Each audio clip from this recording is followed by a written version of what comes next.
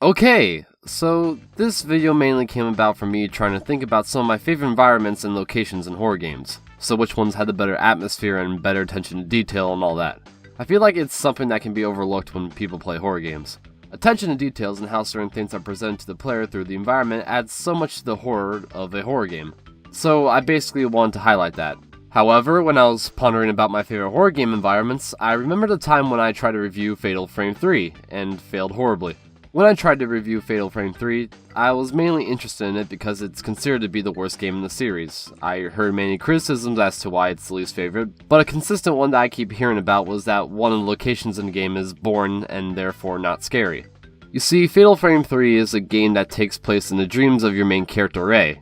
Ray is inflicted by the curse of the tattooed priestess, giving her a growing tattoo that will cause her to disappear from the world. So she goes back and forth between dreams and the real world to try and figure out how to escape the curse. So because of that, the game is divided into two sections: the Manor of Sleep, where all the spooky scary ghosts happen, and Ray's house, the no doubt boring and not scary at all part of the game. Yeah, if you couldn't tell already, I feel pretty indifferent about how people feel about Ray's house in the game.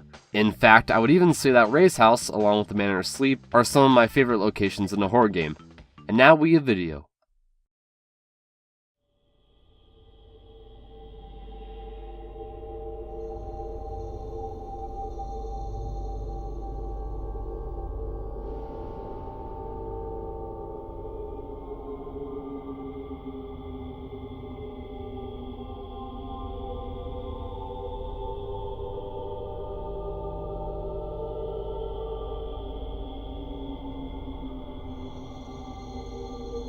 You find yourself outside an old decrepit manor.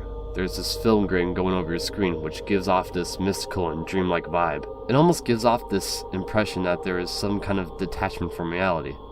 There is a light snowfall, giving this feeling of isolation, like you are closed off from the rest of the world. There seems to be tombstones to your right, all stacked close to each other like it's a mass grave. You can't go back, so the only thing you can do is enter the manor, hearing the faint sound of stepping on snow as you are approaching the door.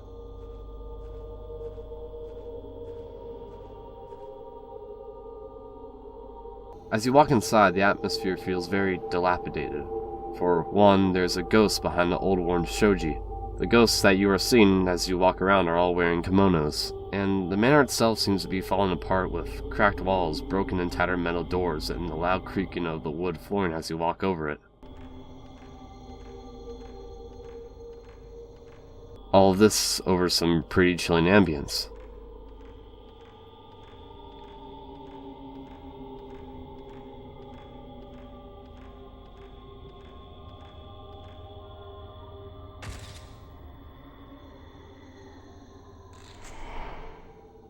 This is just the intro, by the way, but it's the first time you experience being inside the manor, which is why I wanted to cover it real quick.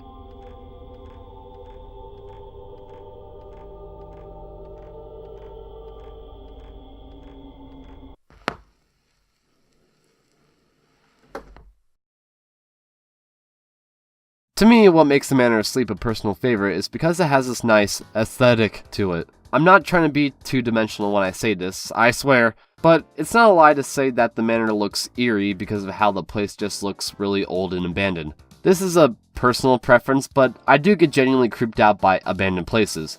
Just the thought that people were here once, something happened here, and why it's in the States and it will be a complete mystery. It really creeps me out and fascinates me at the same time, so I can't help but feel the same when walking through these areas. Sure, a lot of survival horror games do take place in abandoned or isolated places, but the Manor of Sleep is more unique in that its state is more in despair. You'll find holes in the wooden walls and floors. Some floors are turning brown from all the dirt and dust that has no doubt been collected. Some walls are even coming apart. Furniture looks decrepit and with tears all over. Old Japanese dolls and artifacts are still around. Hell, drawers can't even be opened because of how damp they are. Not only that, but color appears to be completely faded away, and now only seems to be present on faded clothes or cloth. Usually the lack of color would bore me, but it's more creepy because of how it replicates a dire state of repair. It looks more interesting because of that, and really does feel like an old Japanese manor left to rot. Things like lighting and how the contrast of light and darkness adds so much to how much the place is in ruin. Walking through a hallway with a flickering candle, exposing the edge of the manor, only to turn and proceed into a darker area of the room, obscuring the edge of the manor more. It's small stuff like that that makes me appreciate the kind of effort that is put into areas like this. Hell, one of my favorite things about the manor is that it has what seems to be a blue tint on the walls. It's such a small detail, but it makes the manor feel more dreamlike and surreal. I get this is largely a subjective thing, so shut up. But you know how people associate certain colors with feelings and moods? The shade of blue feels more like it has a relaxing, dreamy vibe to me. In a way, because the game takes place in the main character's dreams, having this blue tint really adds a whole lot to the feeling of being in a dream. It feels illusory and unsubstantial at times, is what I'm trying to get at here. Sure, it can be easily seen as immaterial and trivial to include something like that, but to me it adds so much more to what the game wants to accomplish. But to say that the manor is creepy and spooky just because of how old and abandoned it looks would be a lie, as another factor that really sets the manor apart from other areas is the rooms you explore. Simply, they are weird. You'll be walking through a hallway with what seems to be shadows almost printed to the walls, or you'll be walking to a room full of paper dolls covering the walls, with 2 candles dimly lighting the room. It's stuff like that where just the room itself creeps you out with how random it can be. You'll tend to ask questions you'll never get the answer to. Sometimes it feels like certain things were just put there to mess with you, or just to have you guess what horrors might have happened. Here's a good example of what I mean.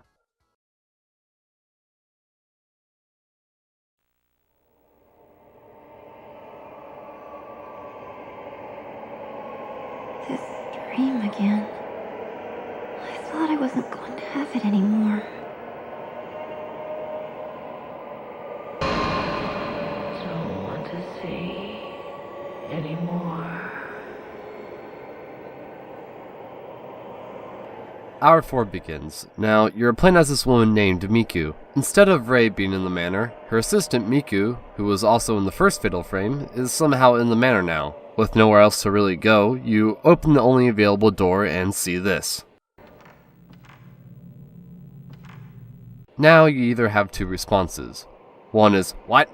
Or, why are they reusing a section from the first Fatal Frame? If you had the first response, naturally you're probably wondering why there are hanging ropes in the middle of a hallway. Seriously, it's just some old rope hanging from the ceiling. You might question, alright, but why would something like this be in a manor? You might even start to ponder if there's a ghost that may have associated itself with rope. Maybe they hang themselves, but wouldn't the ropes be tied into a noose then? Maybe it was put here by a ghost to obscure my vision or distract me, but how would ropes necessarily obscure my vision or distract me? If you had the second response, you might be wondering why you're at the Himuro mansion again. This is the Manor of Sleep, right? So why would you be back here again? Hell, the Camera Obscura is in the same place as Miku found it in the first. Is this the result of the Manor of Sleep? After all, Miku only sees this in the dreams she has, so it would be really likely. It's weird how only one small hallway can do that to you, making you begin to question everything, but also simultaneously creeping you out as you have no idea why something like a hallway with ropes hanging on the ceiling would even do. This even applies to the ghosts you see as well. Most of the ghosts you see typically seem to have an implied story to them. An obvious one is the tattooed priestess, as she appears to be a recurring antagonist throughout the game. So you'll start wondering if she is the reason the manor is like this, but then why was she able to have people fall victim through dreams? Or why is she covered in blue tattoos and can somehow transfer a curse onto you? Why is she the only ghost covered in blue tattoos? Or another ghost is Woman with Comb. Really creative there, guys. When you enter the kimono room, you'll find an old purple diary. As you read it, it tells of how a woman misses a man who once visited and stayed at the manor, telling her how beautiful her hair is. He had to leave the manor, so she combs her hair, waiting for him to arrive again. Then a few moments later, a ghostly woman appears where you found the diary. It might be reasonable to assume that it's hers since she is heavily associated with that room. So, questions go through your mind. So did the man never return and she died regretting not meeting him again? Why couldn't she pursue the man and leave the manor with him? Is she one of the reasons why the manor is the way it is? She only seems confined to this room, so it may not be plausible. The rooms and the ghosts are presented so mysteriously. It adds a lot to the overall vibe and reminds you that this isn't just some forgotten place. Nah, something went down, and that's why everything is like this. It just makes the manor seem alive despite how seemingly dead it is.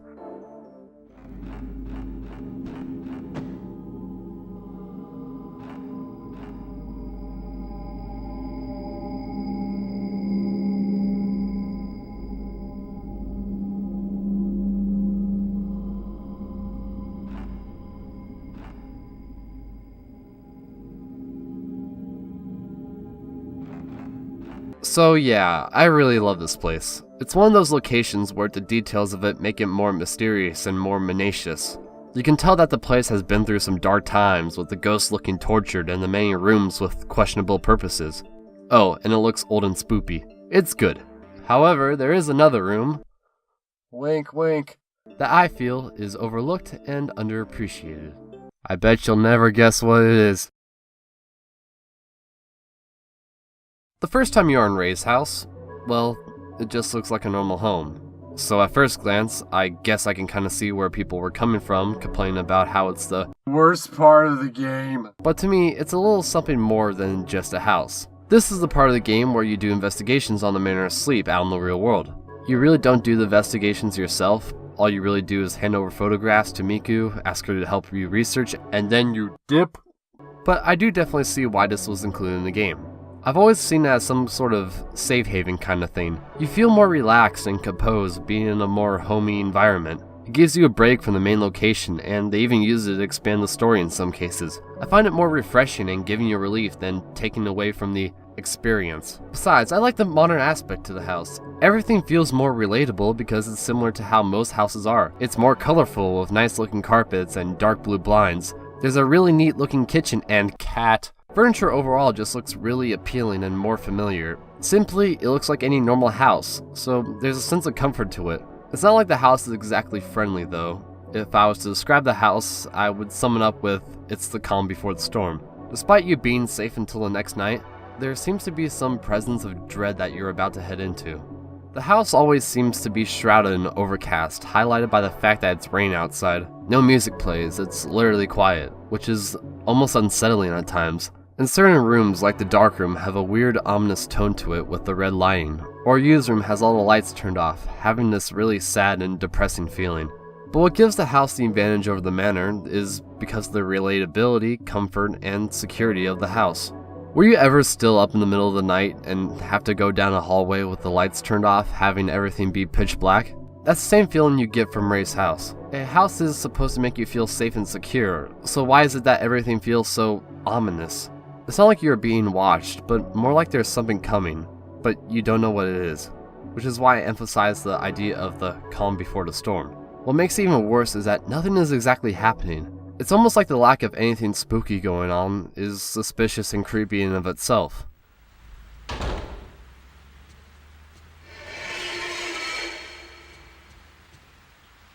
Just like that, the whole dynamic of the house changed.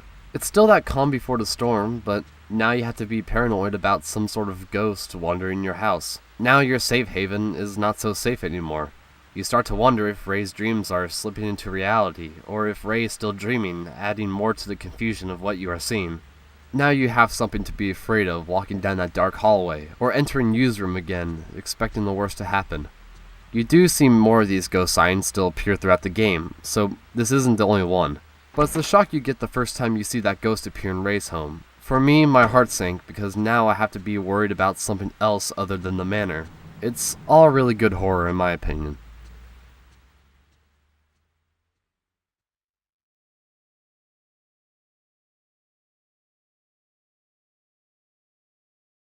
So yeah, the Manor Asleep and Ray's house are top notch, fam.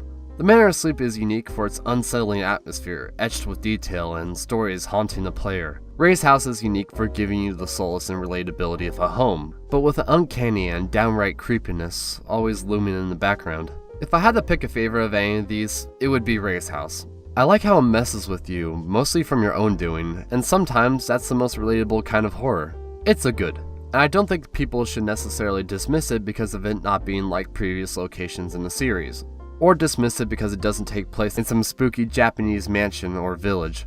It's its own beast. Of course, I'm not disregarding the manor. I love both these locations. They're some of the most unique locations I've ever gone through in a horror game, which is why I really wanted to talk about this. Really, if I were to recommend Fatal Frame 3 for any reason, it would be the environments and how alive and unsettling they are. It's really good horror. So yeah, I am a done. Bye good.